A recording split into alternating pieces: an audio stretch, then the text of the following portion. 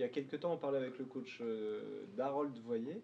On disait qu'il n'était pas forcément attendu, enfin il a mis du temps un peu à gagner sa place et tout, qu'il mettait personne de côté. Et il t'a cité aussi parmi les joueurs qui n'étaient pas forcément attendus en début de saison, et pourtant tu es un de ceux qui a le plus joué.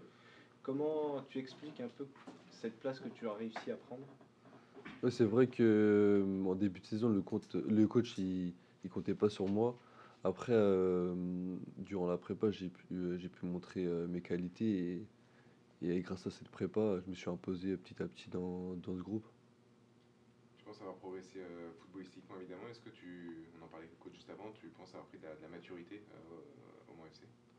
Ouais, je pense que bah, déjà d'enchaîner les matchs, ça m'a permis de prendre en expérience. Du coup, j'ai forcément pris en maturité et aussi d'être accompagné comme des joueurs comme Harold ou Samuel, ça permet de prendre en expérience aussi. Dans quel état d'esprit tu étais cet été? Le coach disait par exemple tu avais un bon de sortie éventuellement. Enfin voilà, comment tu as abordé ça après une saison où tu avais peu joué avant? On va dire que j'étais un peu dans le flou, je savais pas trop où j'allais rebondir si il allait pas m'ouvrir la porte ici. Du coup, j'ai pu bah, faire quelques matchs de prépa durant cette prépa et après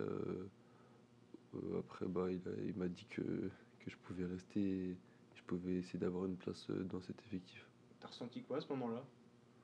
Bah, j'étais content parce que c'est un club, c'est le club qui m'a lancé en professionnel. Du coup, ça m'a fait plaisir de pouvoir rester une année de plus.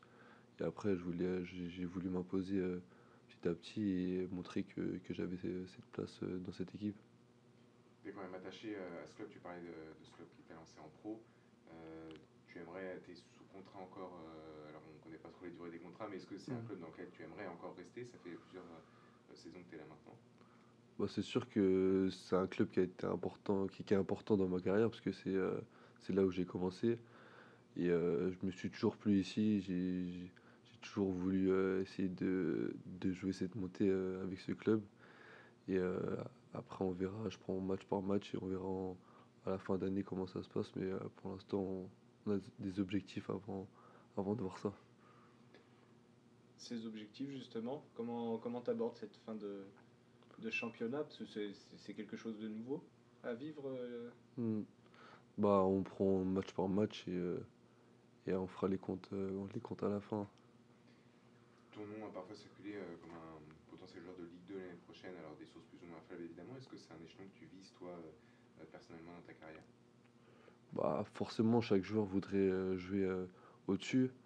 Après, moi, j'espère que je pourrais jouer au-dessus avec le club. Ce serait mieux pour moi parce que je me sens bien ici.